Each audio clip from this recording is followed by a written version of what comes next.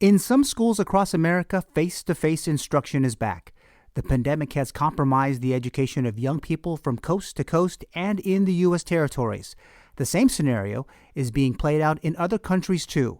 Some are concerned, some are encouraged. There are places in the world where schools have remained closed. Plenty of changes, plenty of new norms on campus. We look at this issue on That's It, That's All.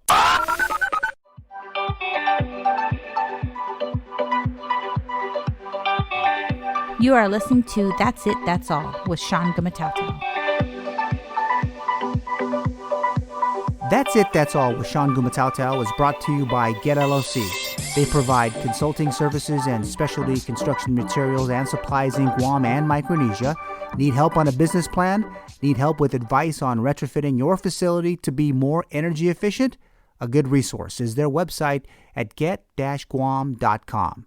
Check them out. The input so far on That's It, That's All has been so encouraging. We continue to work on the podcast, and we will be making some improvements down the road to include interviews, yes, with folks near and far. Again, if you're driving around the island from Jigo to Mauricio, or maybe driving the highways of Lansing, Michigan, or Crestone, Colorado, we're glad the podcast can keep you company and keep you listening. Don't forget to share with your friends and family and drop us a line to tell us how we're doing. When 2021 started, so too was the excitement of the prospect of tens of thousands of school children returning to their campuses for traditional classroom instruction impacted by COVID-19. Learning in the virtual classroom has been effective in many cases since schools worldwide kicked off emergency remote teaching in the spring of last year. Educators used the public health emergency to bring the education of school children into the 21st century if they were not there already. Believe it or not, in America, not every household has been able to accommodate such online learning,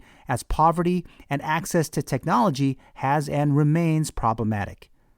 Even teachers, especially those senior educators in our school systems, have and continue to struggle with the new way of teaching.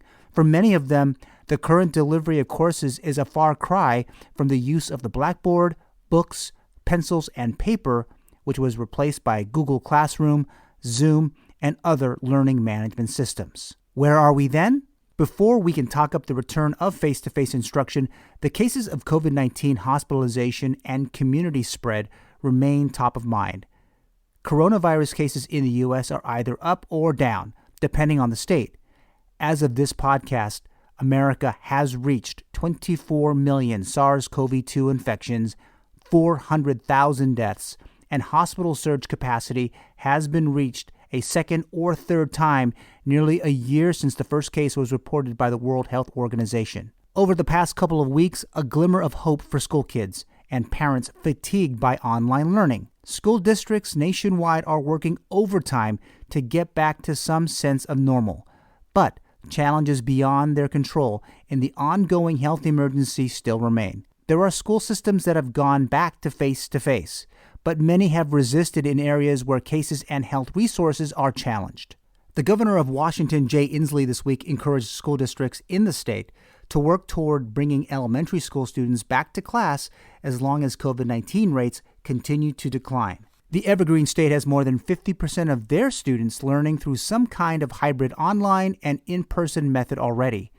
In Chicago, Illinois, teachers there say they feel unsafe as the coronavirus pandemic continues, while city officials have said reopening schools is safe and will help students, even though the bulk of district parents are opting to keep their children at home. The U.S. Virgin Islands Education Department revealed last week that the launch of its hybrid learning model has been pushed back due to delays in getting equipment needed for the learning process, as well as a spike in coronavirus cases in the VI following the holiday season. These are just three examples of educators and policymakers scrambling to ensure the safe return of students to the classroom. Mask wearing is required in our American schools. Social distancing provisions in schools and the requisite training is mostly complete. The decision on delivery of education is mostly complete by school boards and policymakers. Their goals have and will always be having students physically present in school. We will continue our look at this issue a bit more in depth and my 2 cents as a parent of school-age kids in an American school system as the podcast continues after a short break. This podcast is sponsored by Get LLC, a consulting and specialty construction materials and supplies firm. Since 2012, they have provided valuable services to their customers across Micronesia and North America. Check them out on the World Wide Web at get-guam.com. They have a presence on Facebook, Twitter, and Instagram too. Get LLC. Find out today how they can best serve your business-specific needs.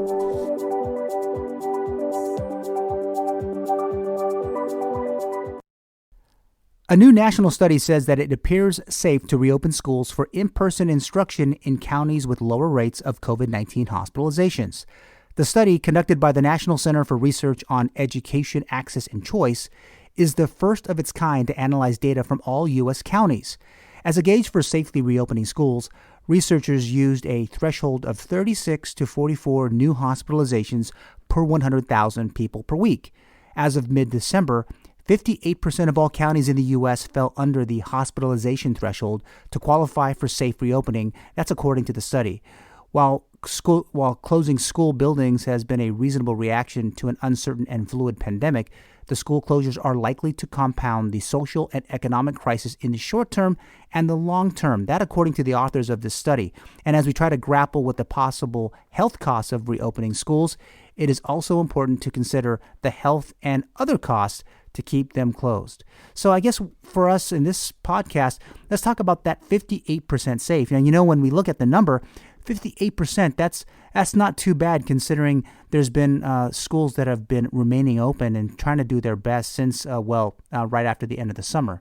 But when we think of safe, they've done everything that they possibly can, the ensuring that all of their teachers are trained, getting the kids at minimum and the teachers to wear masks, the idea of social distancing. In some school districts, they put the sneeze guards all over these desks, and obviously the teacher's desk, which makes the classroom look a little bit different than what we've normally used to seeing. And also, as important as that is the idea of washing hands. Man, I think some school districts, including ours here in the U.S. territory, have even put sinks in classrooms or right outside of classrooms as a method to ensure that there's access to soap and water, and then obviously training the kids up to make sure that they're also doing that as well. And then another important point from that study by the National Center for Research on Education Access and Choice is this idea that counties decide. I have a family that live in California, and I've pretty much have family that live all across the country.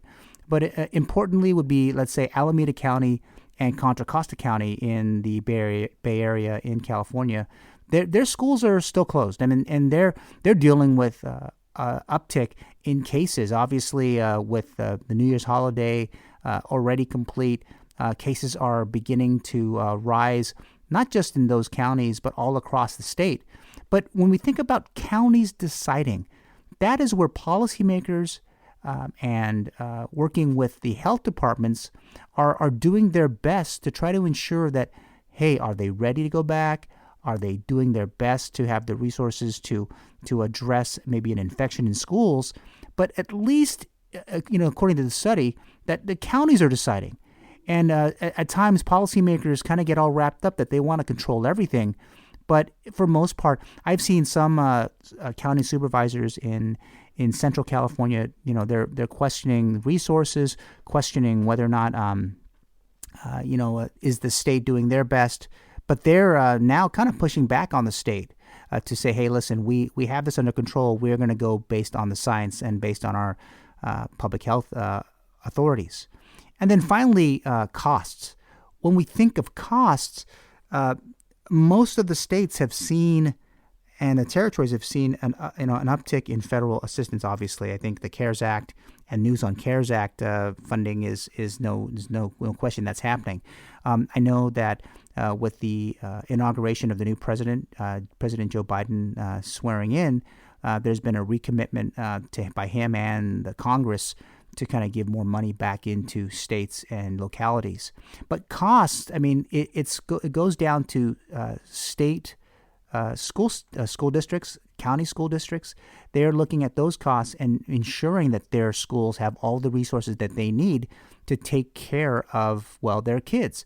And they look at the science, they're looking at what they have, and obviously they're going to be reaching back. But when we think of costs, let's try not to think of it as so much the monetary, the idea of it being a monetary. Think about the cost of to families. They're trying to get those kids back in school.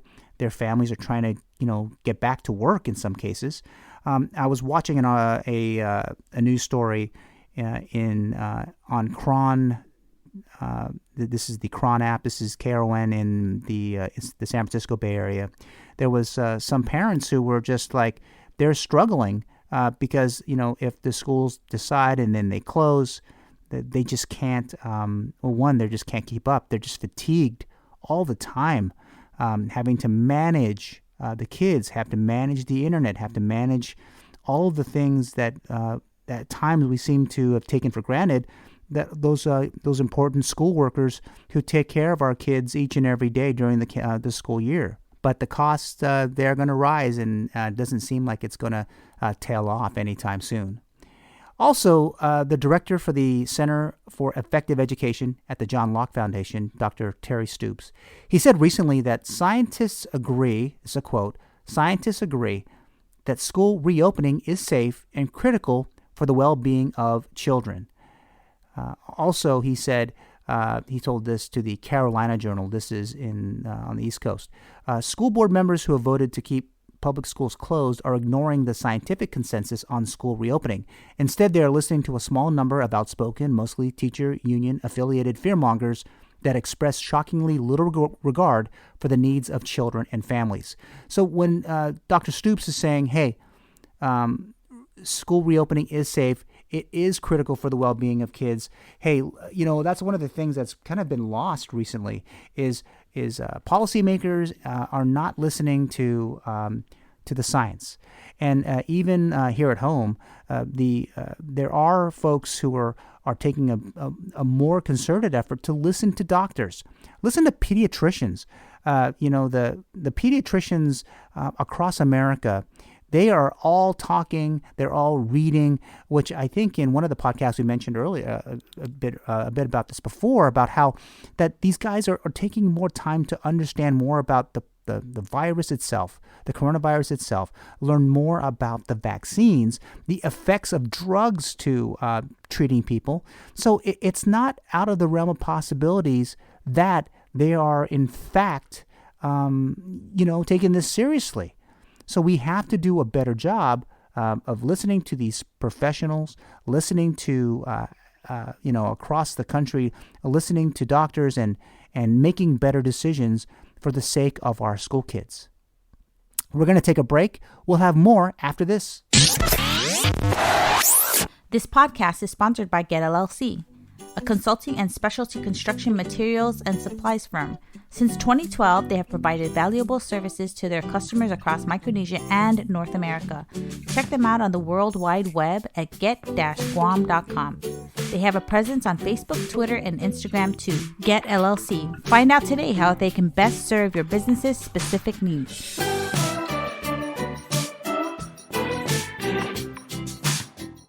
The San Juan Daily Star reported that an employee survey of Puerto Rico Department of Education teachers this past December found that 33,000 of the 37,546 total staff and teachers wanted to be vaccinated against SARS-CoV-2. After nearly a year of all virtual instruction, U.S. Virgin Islands schools will move certain students into a hybrid model of both in-person and virtual learning starting next month, according to Education Department officials there.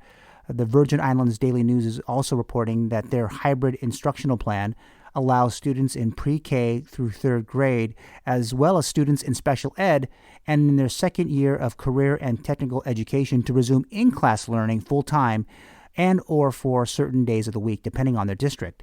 Blended learning is expected to begin in the Northern Marianas on February 3rd, with the public school system students there to attend 2 days of face-to-face classes and 2 days of remote or online learning weekly. While in Guam, a hybrid is underway. Most of the 40 public schools will do 2 online days and split cohorts of students over 2 days and a support day on Fridays. Now, just a couple of observations on that. I was at a recent school training or orientation for my kid. I have a kid in middle school going to Inarahan Middle School in Guam, which is down in the south.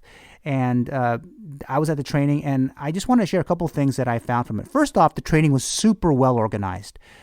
You get in there, you sign in, you kind of go through the motion of, the date and time. Obviously, that is to ensure contact tracing. And then you're sitting in a gym, open air gym, which was, and all the seats were just for 2, no more than 3 chairs, and they were all 6 feet apart. It was plenty of space in the gym for the students who are going back to school. And the training was very thorough from the very beginning. The principal of the school talking about ensuring the safety of all the kids, to reassure that the process is going to be, very gradual, and we hope to get more kids on campus, and if everything goes well, we'll try to add more and more kids to the mix. They had a great video that they showed as well. I think they're distributing it across the school website, the school's Facebook page.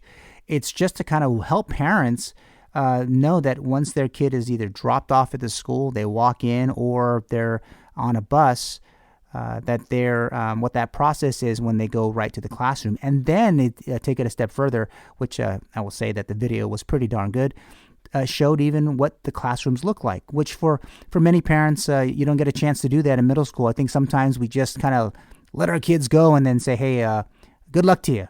But it was very, very well done, including how they all will go to the bathroom, which I think they've limited bathroom use to no more than 2 people at a time, down to having lunch and the process for lunch, and the direction of, that's probably the only time that the kids can take off a mask, to eat their lunch, put it back on, and then everyone's separated.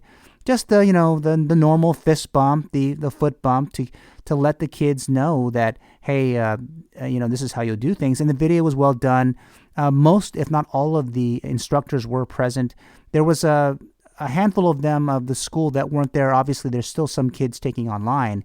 At this particular middle school in Guam, my understanding was that there was only, let's say, I think 100 students had opted to return. I think that's probably maybe a little bit high, but there is only 50% of the kids at school at any given time. So just to put it in perspective, at least the classroom sizes would be just a bit smaller. So the training was well attended. They answered a lot of questions for parents. They were able to give the schedules out to the kids doing face-to-face.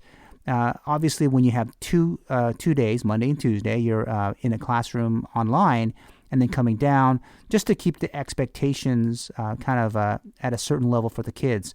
My youngest daughter, who is attending the middle school, she was all ears, and I think she had questions of me after. But we had already been talking to her about returning, and some of the protocols, obviously the mask. We even got her a face shield for the most part. The social distancing, the whole washing of hands as best you can. We spent plenty of time talking about that. But the engagement, I will say, was key, because I think a lot of times without engagement of school administrators, it makes it very difficult.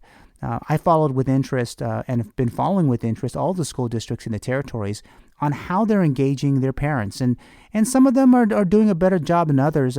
In some cases, it's just hitting critical mass in the territories. I think the USVI and the Northern Marianas has been kind of hush-hush. And American Samoa too. I think because of the fact that they're already struggling to deal with the coronavirus issues in their territories, and Puerto Rico as well, that the engagement is a little bit different with a smaller population of kids. Important too is how the rest of this is going to play out for the balance of the year, was what the orientation was about. So my daughter went to school yesterday. As of the recording of this podcast, she went to her first day. She got on a bus. The bus really only had three students on it. They all went to the school. She said that exactly what was in the video happened. She got in class. I think she said in her class particularly, There was, I think, 6 or 8 students in the class. I think it was 8 students, which is pretty small. But it was, she was busy with her classwork, and then the rest of her classmates, if they weren't on the calls for the first 2 days, she was going to regroup with half of them at some point. And she said it was good. I mean, she got to see her teachers. She got to ask questions. And another great thing, at least for Guam, is this particular middle school classroom or middle school classrooms all had laptop computers, which I thought, it's taken just years just to get textbooks, but to have and being able, or the school being able to have laptops is a huge deal. I think sometimes people forget that that's just not the most common thing we would see in the territories, but it was a very good thing.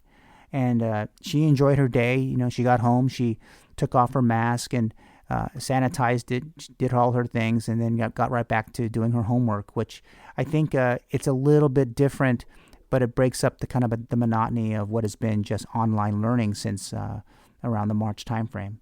And it's an important thing for us to remember as parents. I know my fatigue is through the roof right now in trying to get my head wrapped around, taking care of my kids, doing even the lunch, the IT, the whole 9 yards. If I can just say one thing to all school teachers out there and administrators and custodians, to the cafeteria folks, to librarians, to teacher aides, there's a special place in heaven for you. I will tell you that. All that learning, all that work to do what you do for kids, I think we as parents may have taken it for granted for way too long.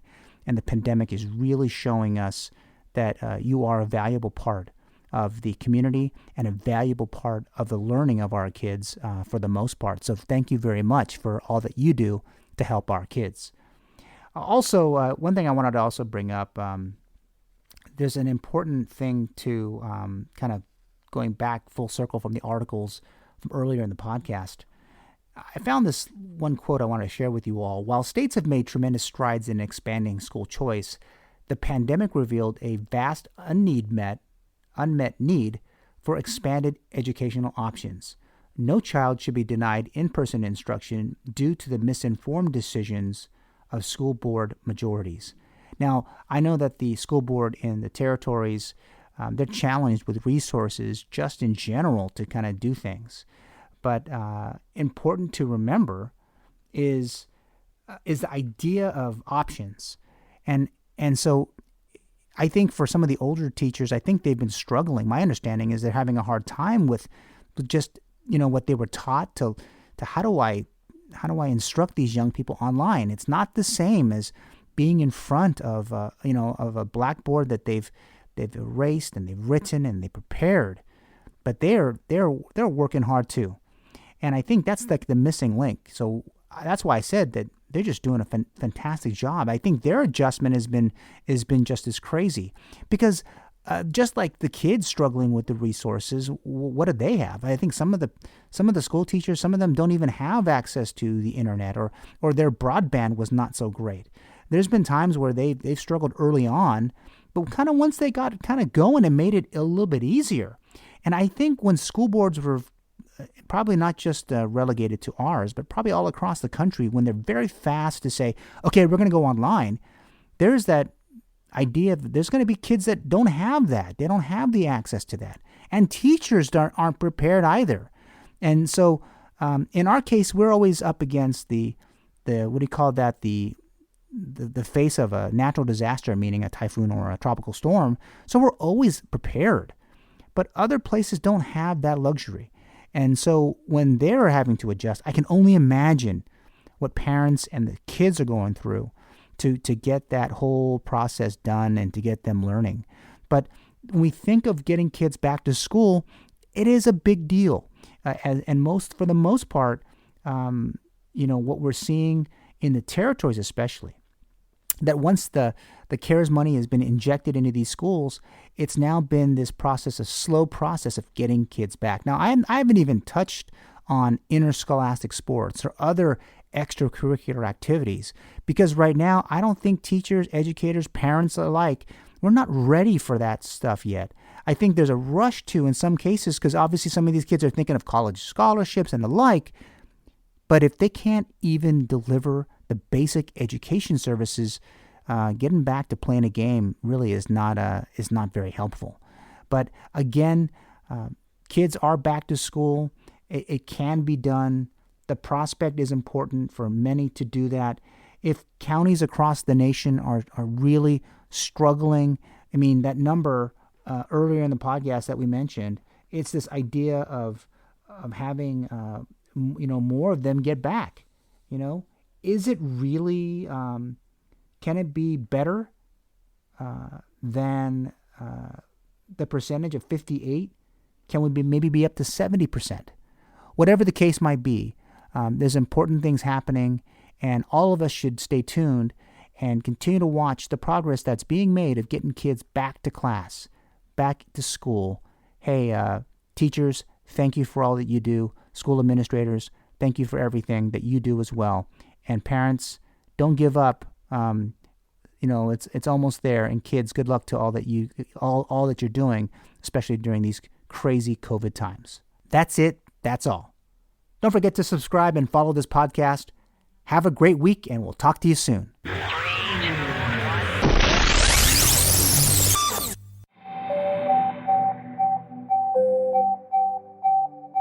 The That's It, That's All podcast is produced by Sean Gumataotao. Executive producer is Trisha Gumataotao. Hit the subscribe or follow button and leave a review. Thanks for listening.